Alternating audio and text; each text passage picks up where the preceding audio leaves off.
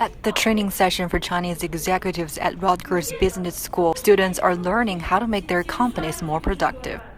This is also echoing China's efforts to advance the supply-side reform.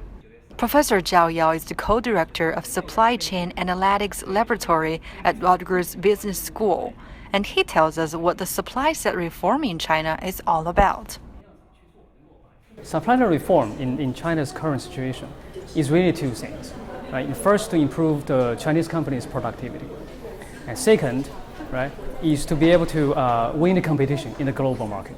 Chinese officials have called unswerving efforts to prioritize supply-side reform, commanding local authorities and various departments to come up with policies to support the campaign. Government can do several things that make things easier for the companies to be successful in all these three dimensions. Right? First is to have a national market. Right, so remove the burdens or the roadblocks, right, that artificially created between different markets. So we have a unified market. Now that's going to help them reduce the marketing expenses. Right. Second is to have a national transportation network, invest in fast and efficient transportation network. Right, so help them reduce the logistic cost. Right. Finally, encourage competition, encourage innovation. Right, especially in those small companies or small medium-sized companies, because that's where most of the innovations were generated, right?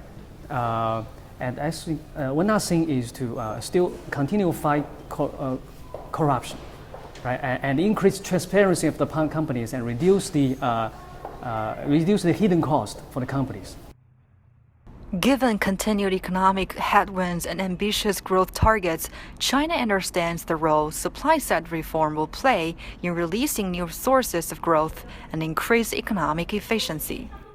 So with all of this done, I'm sure Chinese companies will take more than half of the space in the Fortune 500 companies, and as the trend you can show here. But still, with the current, if you look at the current Chinese companies, the efficiencies is still quite low as compared to their Japanese, European, and US competitors, right?